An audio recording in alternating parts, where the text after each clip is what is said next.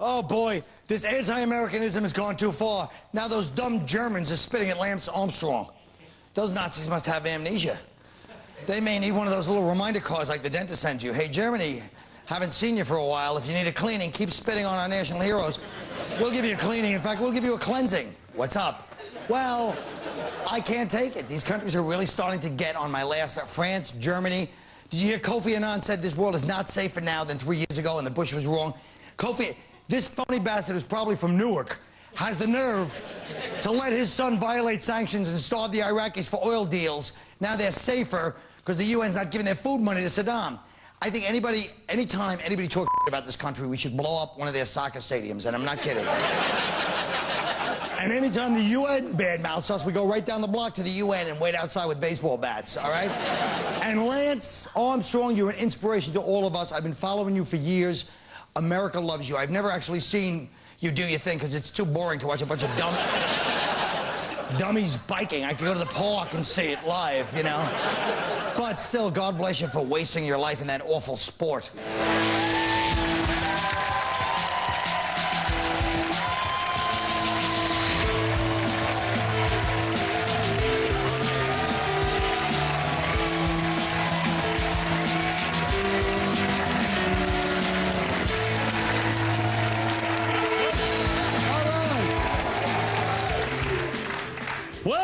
Welcome, fellas.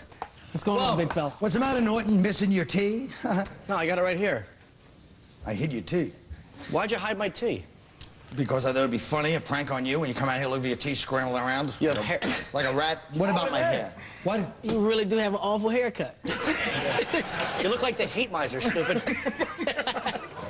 Mr. Saturday Night?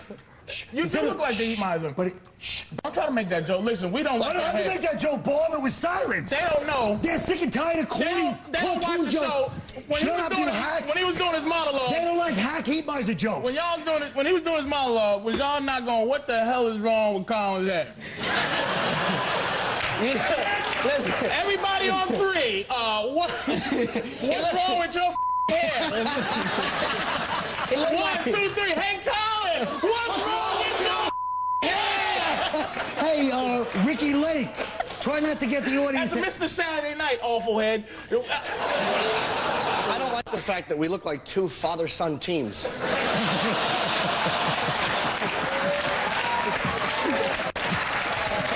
That's all right. At least over here, I don't know how to tell you. At least I don't know how to tell you this. You were adopted. At least now we know where to start the show when we make the cuts on that line. All right, let's start the show. How about this? Bill Crosby defended his previous comments. Bill Cosby defended his comments about blacks not parenting their kids at a conference with Jesse Jackson's Rainbow Coalition, where he was accused of airing dirty laundry. Here's Cosby's response. Your dirty laundry is out of school at 2:30 every day. It's cursing, calling each other a nigger. They think they're hip, they can't read, they can't write, they're laughing and giggling, and they're going nowhere. Now.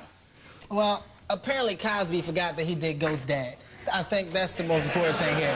He did what? Ghost Dad. Ghost Dad. The movie Ghost Dad. Ghost Dad. Yeah, he's still judging people. Cosby called my movie coonery and buffoonery. Now, it was probably well-deserved. Well, that was the only true statement he made, you asshole. Yeah. Soul Plane was the worst movie ever. You know what? I went to see the movie with him, and the NAACP called me because I went to see it with him. I don't like Look at Lenny, he's never heard of Soul Plane. Jesus, Lenny, why don't you see a black movie once in your life? I saw Southie. I'm still trying to get up. Hey, don't turn on me. The National Advancement for Institute of Colored People, right? You can't say colored people. People flip out. Then you're a racist. Change the name of the organization. National Association of Colored People, go the other way. I don't know. He sells Jell-O. What do I give a I mean, I want to agree with him just because it... Yeah. But it's almost like it's like he's not even like trying to help black people no more. No. Why don't you admit, secretly, 99% of black people agree with Bill Cosby, including both of you, but he phrased it a little indelicately, and you hate to give white people a moment of joy. No. And that's why you can't say you agree with it. No. That's what it is. No, it's not. Shut your mouth. You don't think thug culture is adversely affecting most kids? that don't have the skills of a rapper or a comedian or natural talent? Who can we blame for terrible white kids? How come bad black kids They are blame always... heavy metal all the time. They don't blame heavy metal. 1982. When was the last time somebody blamed heavy metal? But they do blame stupid. When was the last time somebody blamed heavy metal? 1982 is right. No one blames... Shut your mouth, heavy They metal. do blame music and films for bad acts. They blame Beavis and Butthead for people setting things on fire. 1990. Jackass. They blame Jackass. No, they blame Jackass. I swear, Jim, 1995. if you make one more reference, I'm getting closer. if you get you're really gonna beat your face And the in. problem with Cosby is not that he said incorrect things, but Hey, how about Rush? I heard they're really causing some problems for the kids. You stupid old man. no, the problem with Cosby is I don't like Don't Cosby. point at Cosby because you're pointing at me. You're right. I'm pointing one great comedian to another. I don't like the fact that he doesn't speak through his act. If he talked like this on stage, I wouldn't mind him as much. But he's kind of annoying because he's all mom and pop and cute on stage, and then he gives his real views off stage. But that's his real view. I mean, he's making a statement by saying that off stage. I know, stupid. But what I'm saying is he should be speaking through his act. Lenny Bruce here, what you give your real opinions on stage? Partially, yeah, but I don't do something that's the polar Just opposite. about you said partially. You gave it to the son of a bitch. Don't tell him partially. Get up in his grill and tell him you I talk about being It's not lonely the- and liking hookers. That's my whole life. Yes, I do talk about that. That's not the polar nothing opposite, wrong with though. that. No. He's not doing the polar opposite on stage. He's talking about how to raise kids and his family. He's not going opposite. The word nigga is opposite of what But he's he's not saying. doing anything consistent with what he's saying. They're baiting us. Irritating. They're baiting us. I know. They're baiting No, us. this is honestly how I feel. Oh, no. I'm out of the business. Wait, go ahead. This I'll do that N-word. I'll throw it out there, baby. Listen, this is... Watch me. This is honestly how... When somebody tell Lenny to calm down, he looks like a lobster. He just keeps getting red. Listen, Cosby... Will somebody let Fat Joe's girl speak? Okay, go ahead. I'm sorry. What? Yes. What is that, right? They don't even know. Lean They don't back. know. They don't know. Lean back. Honestly, this is what... Anybody, Fat Joe. I don't want to say it anymore. He don't want nobody let you in. Shut the hell up. We've had capacity. We've had Do capacity. you notice what he's doing? Let him do his joke. Scott Beetlejuice, talk. But listen, first of all, Jesus, how angry was that? I honestly feel like this. I think Cosby is at a point now, man, where he's bitter because of things that has happened to him in his life. And he's trying to judge other people and other people's kids and the way that they're raising their kids by what he's went through, and I think is wrong. I think Cosby should keep his mouth shut and continue to live his life and let other people live theirs. He You should really stop have been in judging. California because you just said nothing in 35 seconds. That's called get Cosby. That was the most surface. That was a good nuts. point. It wasn't even a point. You're right. Go back to Was that a point? That was a good point. It didn't even make sense. No. They He liked didn't it. say anything. He said nothing except vague. Thank you, baby. It meant nothing. He said vague, cliche. It wasn't even a... Yeah. Go to L.A. with the rest Yeah. of the phonies. Yeah. I think that shut up. You're 14 drinking coffee. Shut up. They didn't fall for it, dumb boy. Shut up. That's it. We'll be right back. We talking about Cosby.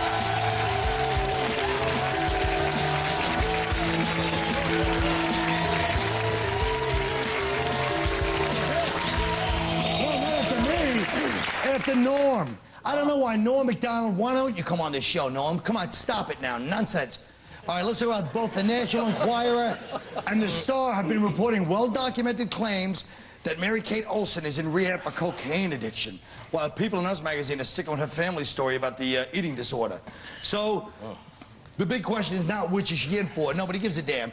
But the point is, why do some people cover up certain things if Baby Doll is in for that, you know? Well, you know what? Why? This is what I don't understand. When Whitney Houston had her problem, nobody said it was an eating disorder. We went straight to the nose candy with Whitney. We should go to the same thing with her. It's the nose candy. You can say what you want. Nobody said it about Whitney. Nobody said it about Whitney Houston. So why should we be saying it about her? She's on a nose candy. I'm the first to say it. If Whitney was, so is she. I love you, Whitney, if you're watching. Now get up! Get up! Get up! Are you Lenny, implying... give them some good old-fashioned Boston whitey attack. Well, I tell you what, I couldn't do you because I'd kill you. Both of you. But you gotta start eating. Biscuits, gravy, birthday cake, anything you nitwit. You hear what they're saying about you? They're saying you're Whitney Houston. You can't even sing. You son of a bitch! You sons of bitches. Whoa. You didn't respond. Respond to what he just said. Respond to it. I'm going to respond by saying, guess what? You can't just correlate everything like it's some big conspiracy against you paranoid bastards. Why can't we? In 1965. Why can't we? We're sick of it. Why? Who's sick of it? Of course white people are sick of it. Sick of it. What? Of course it's directed towards you. Why would you not be sick of it? Exactly. Hey! Damn it. Answer this question. You didn't answer it. Well, you act like they don't talk about white people doing cocaine. Of course, if there's a white celebrity, if there's a white people, a celebrity caught up in coke. Them on It's a bad time out. He missed the point. She was doing coke on Full House. Thank you. When she was a baby. Listen. And you think they wouldn't talk about that? No, I think they would. that's not my point. I think they would. That's not my point. Why are you trying to reason with these sons of bitches? Because they do family stuff, man. She can't So be what? a The cokehead. papers don't care about that. Well, what? The papers didn't care when it was Whitney. When it was Whitney, it went straight to the addiction. Well, maybe they showed pictures of Whitney's arm all scaly. no. Look at that woman's calf. It looks just like her arm. Get a close-up of that nasty Get a close-up of her calf. She shoots heroin in her calf. She's a junkie. For what? Wait a minute. Yeah, exactly. Look at his legs. He actually has legs like Is she a junkie? Is all he has legs She's a like junkie, though, right? Who knows? But I'll say one thing. Who knows? Who cares? You pussy. Let me tell you something. This dude said Kobe Bryant was a junkie. No one said that. He just made it up. I didn't make it up. I heard it. did make it up. He heard Kobe was a crackhead. That's what he heard. I heard Kobe's a crackhead. I heard. What about who? No. Who? She's Robert Downey Jr. He's a drug addict. We all know he's a drug addict. Miss, can you give me any white people we don't care about more than Robert Downey Jr.? If that was Tay Diggs, he'd be doing 20 years as a political prisoner. What about Val Kilmer? All I'm saying, You're a phony. That was a dumb point. No, it wasn't. Colin heard my point, and he never answered. You notice he's Because it's ludicrous. He didn't even answer it. He's laid on the floor like the chump that he is. People would love to think that she's a coke addict. Nobody calls me a word from my generation when they're that young. She's in. Can I just say something too? He was a little angry also because a life-size doll of her is bigger than him.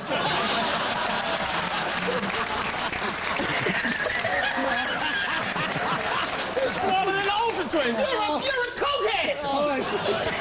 Let's talk. You're right. He changed in Hollywood. We thought you were on coke a few months ago. You're acting like a crackhead. Thank God. Remember? He's smaller than Mary Kate. Kevin is changing. You've changed a lot. He hasn't changed except that one boring monologue. But listen to this. The protest of war in Iraq, Toronto's Blue Jay Carlos Delgado has refused to come out on the field when God Bless America is playing during the 7th inning stretch. Last night he was booed at Yankee Stadium and did not return for the rest of the game. Nobody cares? No one cares. Not that I don't care about the topic, but who cares that he doesn't want to stand? Let him not stand. So what? Well, I'll tell you why he didn't stand. No, but that is his right. That's not endangering anybody. That's not endangering anybody. Let him Are you going to stand for the Iraqi national anthem? You're going to sit down and have him cross his He's not Iraqi. But he's not American, so He's what? totally Iraqi. What's more American than 7th inning Carlos Delgado? Nothing. Who cares? I'm so sick of athletes. Lenny, go ahead. I'm trying to sick of athletes trying to make political views. They should do what they do, which is swing your little He's stick. having a sucky year. Let him. He's having a sucky year. The poor guy swam here from Cuba. He ended up in Toronto. He's pissed. He wanted to play in a major league. You know what? I feel like, hey, it's an organization. If you're playing for that team, if the whole team gets up, you're a part of the team, you get up too. And if I'm on that team, I would take my bat and give him a good bopping in his head if he didn't get up. You get up with the team. That's exactly right. Let him make his little point. That's his idea of making a little statement, and let him do it. He's allowed to do it. Even though I don't like what he's doing, he's allowed to do it. It's not a problem. Who cares? I still feel that if it's your team, you don't do for yourself, you do for your team. Here's why you feel that way. He shouldn't do it. Here's why you feel that way, because when you stand up and sit down, you're the same height. That's why you feel that way. Me and Jim, come on, listen. I'm going to tell you something about that. I'm going to tell y'all something. Webster. Me and Jim are the same height. He's just a little chubby. We're not the same height. Stand next to the poster. Stand next to Lenny so I can remember different strokes. We'll be right back.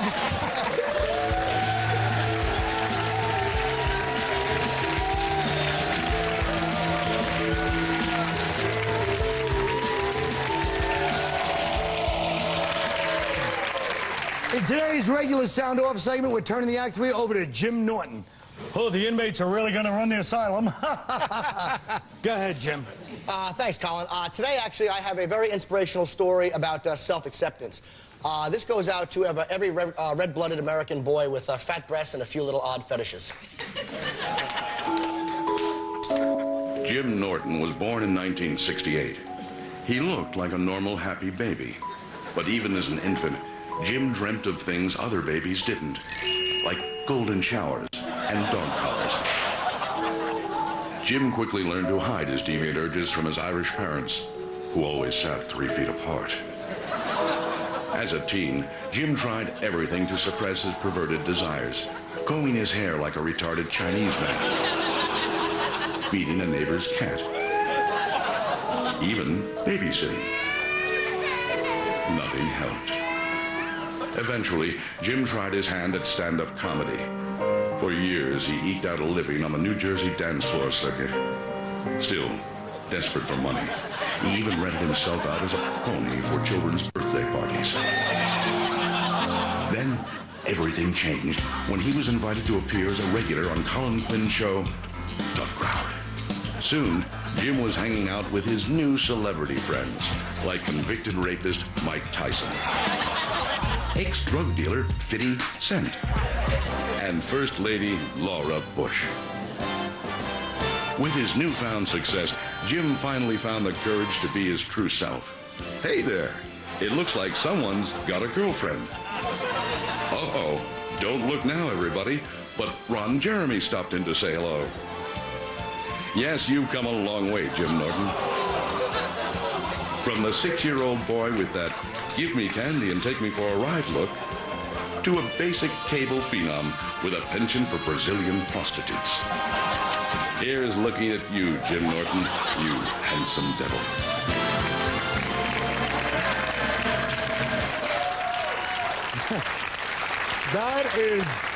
That was beautiful and a man's man. Correct me if I'm wrong, that Brazilian prostitute picture, I thought I saw a throwback jersey on the other side. Yeah.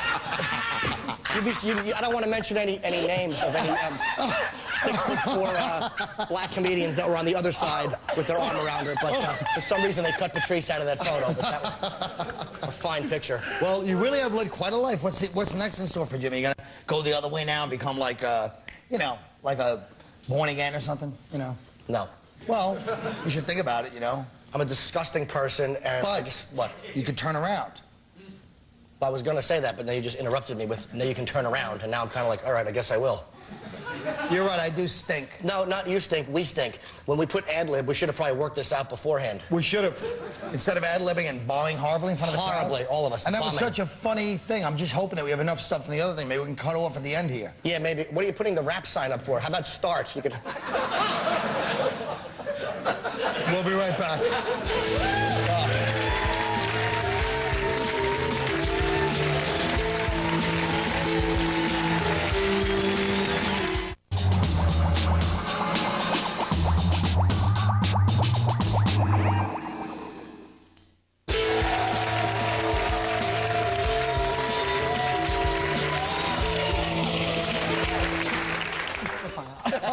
Okay, folks, Medicare no longer sees obesity as a personal failure, but a medical problem. What personal failure of yours should be redefined as a medical problem, and what would you call your disease? Patrice O'Neill. I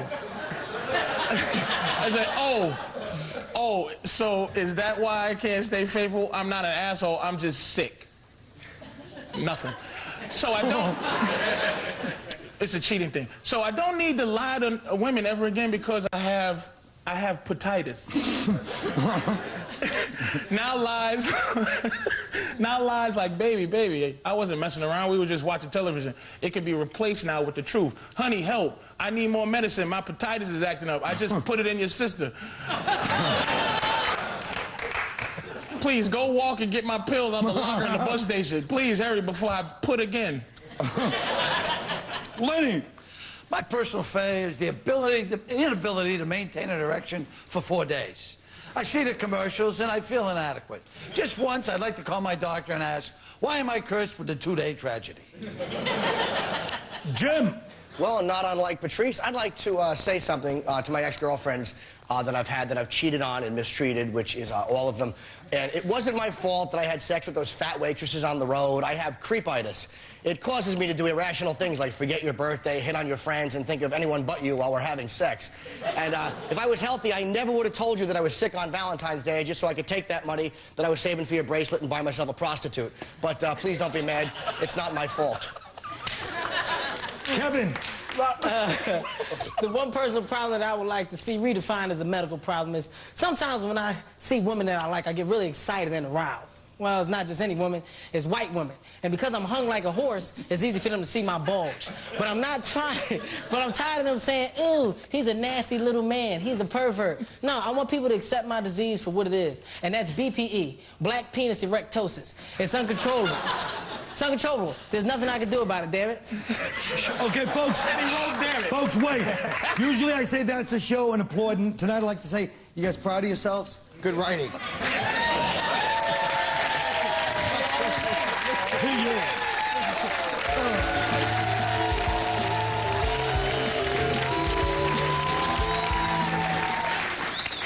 What? That was what you asked us to write on. Shut your mouth. I didn't like it. They asked you a medical thing.